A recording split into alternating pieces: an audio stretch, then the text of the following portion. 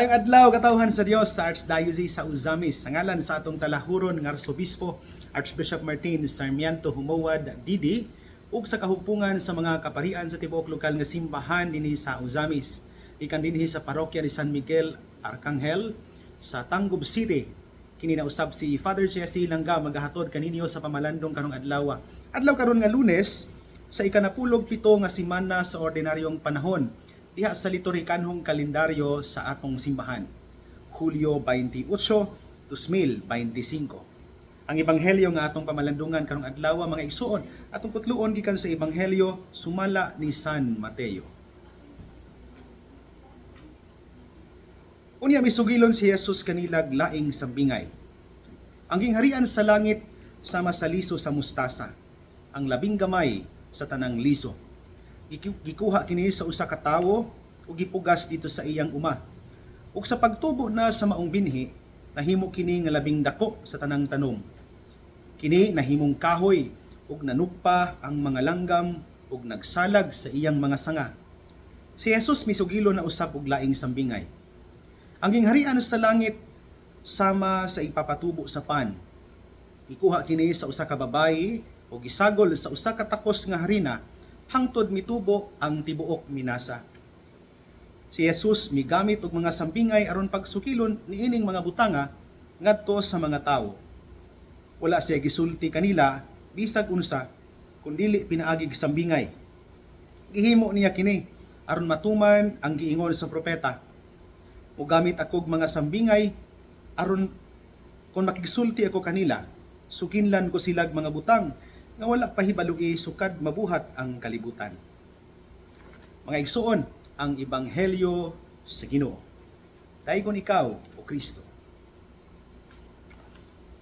Mga igsoon ko diyan ni Kristo maayong buntag pag-usab kaninyong tanan. Ikumparar karon ni Jesus ang gingharian sa Ginoo susamag duha ka mga butang. Una, liso sa mustasa, ang pinakagamay nga liso sa tibuok kalibutan. O ikaduha, samag igpapatubo sa pan nga bisan jutay lang apan imong isagol nimo kung isagol nimo sa harina mo patubo sa harina ngadto sa usa ka dako nga minasa dinhimo nimo ang nagkadaiyang klase sa pan. Tulo ka mga importanteng punto alang sa pagpamalandong kanong adlaw mga igsoon gikan niining gamay liso sa mustasa ug jutay igpapatubo sa pan. Kining duha mga igsuon nagpunting og usa ka mahinungdanon kaayo nga kamatuoran. Ang simbahan di ay bisan kun nagsugod kini sa gamay nga liso sa mustasa o igpapatubo sa pan apan nahimo kining talagsaon sa iyang gidak-on karon. Ingon ana man ang liso sa mustasa. Gamay kaayo siya apan kun imo siyang itanom sa yuta at timanon og bisbisan, mutubo kini og mahimong dakong tanom nga matud pa sa ebanghelyo dugukan sa mga langgam tungod sa iyang mga dahon ug mga bunga. Mauusab kini ang gipasabot sa ipapatubo sa pan. Jutay lang apan kun imong isagol sa harinang gimasa, mutubo usab kini ug makahimo kag daghang mga pan gikan niini. Pinaagi nining sambingay sa liso sa mustasa ug niining sambingay sa ipapatubo sa pan mga igsuon, itudluan kita ni Jesus nga ang paghari sa Dios diha sa atong kinabuhi magsugod sa gagmayng mga butang. Sama sa giingon sa usa ka batid kaayo nga manunulat, big things often have small beginnings. Kay tinuod man gyud, ang dagkong mga butang magsugod sa mga gagmayng butang. Sakto pod kay haom kaayo kini sa giingon ni Propeta Zacarias sa iyahang basahon sulat kapitulo 4 bersikulo 10 ingon siya, "Do not despise these small beginnings, for the Lord rejoices to see the work begin." Akong balikon mga igsuon. Sa sambingay, sa liso sa mustasa ug ipapatubo sa pan, gipahinumduman ta sa Ginoo nga ang paghari sa Dios sa simbahan, sa tibuok kalibutan, o personally diha sa atong tagsa-tagsa ka mga kinabuhi magsugod sa gagmayng mga butang. Makadumdum ko sa una. Usa sa mga hinungdan tingali nganong nakadesisyon kong magpari, bisan kon dihang nagtubo ko, high school ko, elementary, high school, wa man gina mosulod sa akong nahuna nga magpari ko kay di man manimbat o kung mga ginikanan.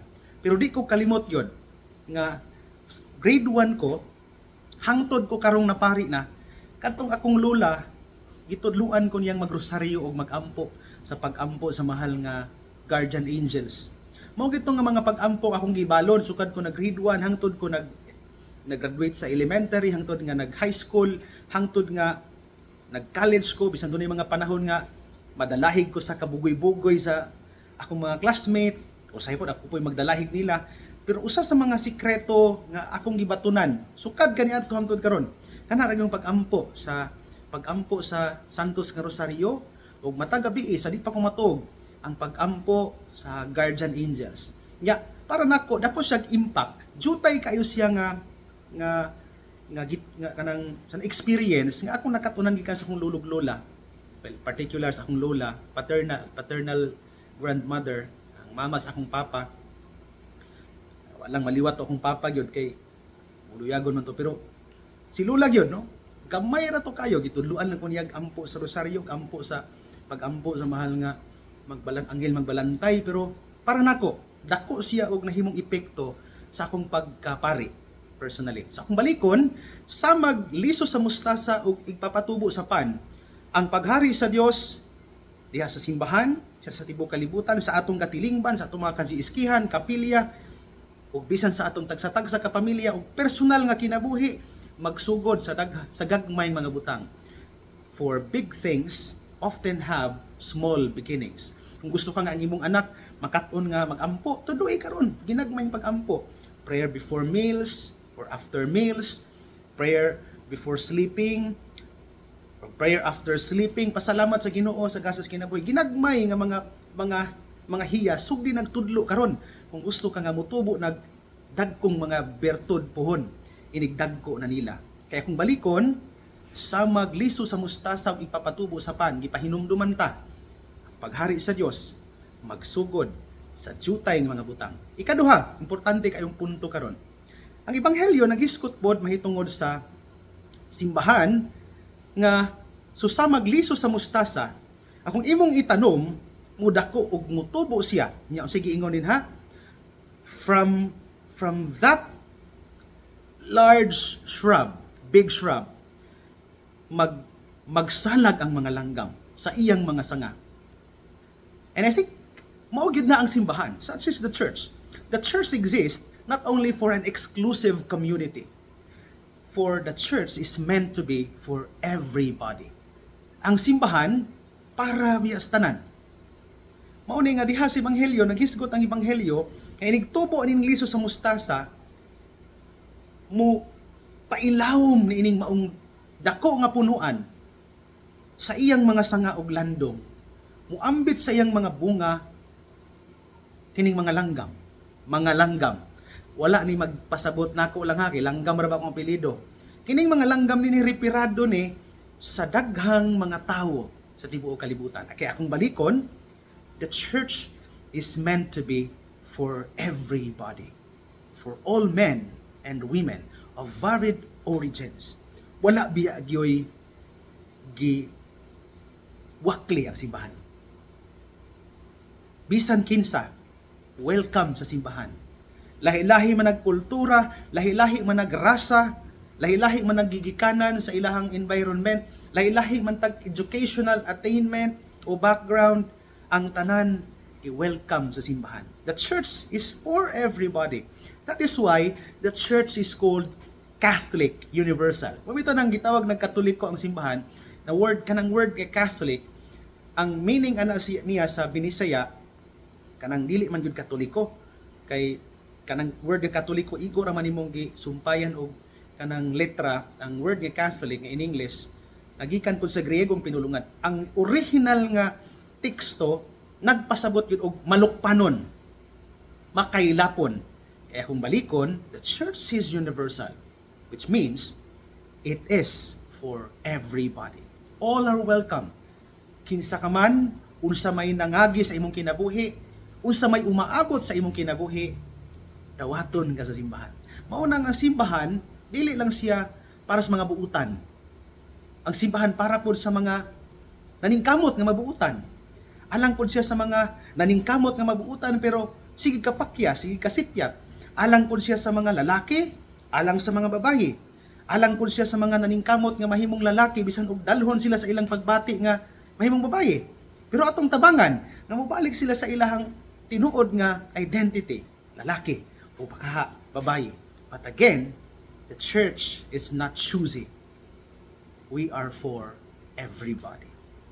Sama nga ang liso sa mustasa gitanom sa yuta, mitupo siya ug ilalom sa iya mga sanga, nagpalandong ang daghang mga langgam. Ikaduha, ikatulo technically. Kaya ang una, church or the kingdom of God begins with small things. Ang ikaduha, the church is for everybody. Ang ikaduha para na ako mga igsuon nga murag mo ambit mo tumong sa punto sa misyon sa simbahan is that the church, like the mustard seed, exists in order to give rest to the birds. Dinhi na mahulay ning mga langgam dinha sa ilalom sa landong ni ining liso, nining mustasa ning tubo na naghatag og pahulay.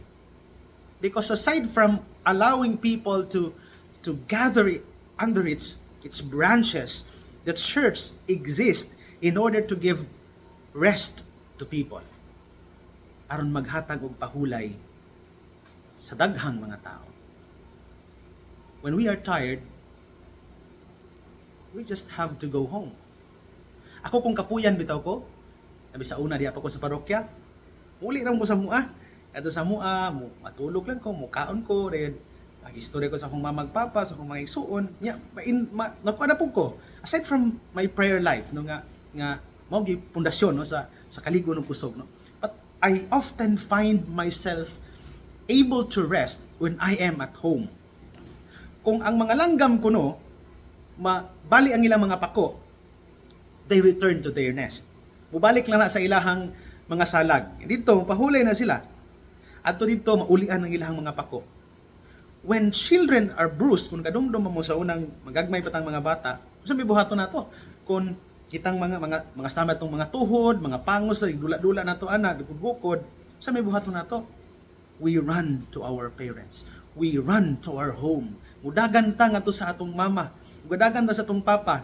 In short, mudagan ta ngadto sa atong balay. Ang mga tigulang, kung mga sakitan po sila, sa ilang muhaton, they seek the comfort of their paternal and maternal homes. Wadto sila sa balay. Kung masakitan, muuli sa balay. Kung kapuyon, mupauli sa balay. And remember, aside from the church being our, sama sa giingon ni sa nagusin nga hospital for sinners, remember that the church is first and foremost our home. The church is our home, especially for people who have no place to return to, for people who have no homes waiting for them. Alam niya itong mga gustong mo pauli sa ila pero wa sila'y kapaulian nga balay, for people who want to rest, gustong mo pahulay, but they cannot simply because they don't have a place for rest. Gusto silang mupahulay pero wa sila'y kapahulayan kay wa sila'y kapaulian aron makapahulay sila. But we have the church, and such is the church. The church exists to give rest to people. The church is not here to make trouble. Dili man ta wala ta mag-isip simbahan aron makig-away, aron makiglalis. Gawa sa sala, no kay kontra man gyud nato ng sala, makigbatog kita sa sala ug sayo. But to people, no, you know. Wita nandun natin panultihon nga hate sin but not the sinner. Tungod kay ang tao kinahanglan sa pupuhon gyud sa simbahan. The church again is here to offer rest. Duluto kabutang mga igsoon ha, iyug kalimot. Una, ang paghari sa Dios, magliso sa mustasa ug ipapatubo sa pan, magsugod sa gagmay mga butang. Ikaduha, ang simbahan kinahanglang muhatag og landong sa mga langgam, sa magliso sa mustasa nga inigtubo, naghatag og landong sa daghang mga langgam. Ang simbahan nag-exist para sa tanan. Katulog katapusan, ang simbahan sa magliso sa mustasa nga pagtubo niya nahimong dakong shrub, gisalagan siya sa mga langgam ug dito ni pahulay kining maong mga langgam. Mao pud ang simbahan. The church exists not only as a home for everybody, but a home that gives rest. Hinaot pa unta.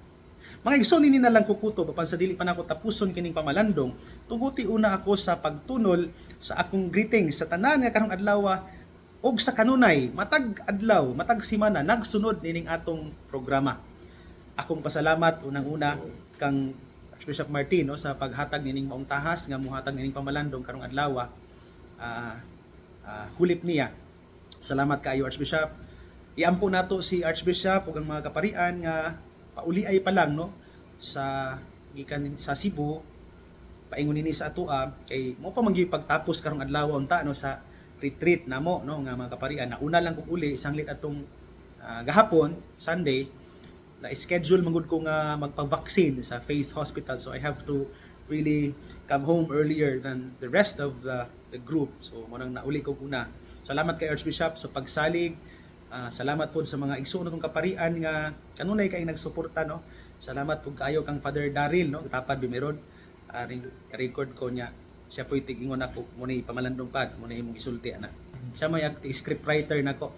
Salamat kaayo sa tanang nagsunod ug nagsuportan ining programa bisan diin maabot kining atong sitya. Ako pod nga pasalamat sa mga nagsunod niini dinhi sa lokal nga simbahan sa Archdiocese sa Ozamis.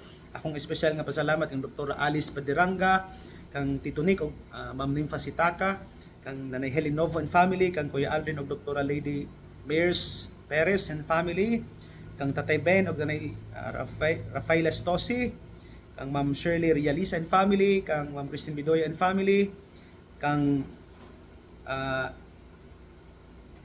Sir Dado o Ma'am Benny Canunyo and family, kang Nanay Rosie Maghanoy and family, kang Ma'am Tessie Tapitan and family, kang Sir Ayan ug Ma'am Jean Veloso and family, kang kang Mr. and Mrs. Hermes Bilaneso and family, kang Ma'am Lely Tan and family, kang Ma'am Nida Munoz and family, kang Ma'am Rivic Raagas and family, kang Nanay Dora Liagas and family, amigo pod nga kapitan diha sa Barangay Mintiring, kang Kapitan Reniel Asok and family, kang board member Emmy Lahi-Lahi and family no sa iyang pamilya sa Lahi-Lahi family, kang Ma'am Emma Filipino and family, kang Ma'am Josie Lahi-Lahi and family, may kontag ninyo diha, kang Ma'am Marceline Primasio and family, kang Primitivo o Elena Lause and family, kang Nanay Joy Idol and family, kang Ma'am Sandra Evasco diha sa Roqueta, kang Ma'am Nancy Caga no ato ang sud nga higala diha sa Aluran, kang Ma'am Jean Pardilio and family,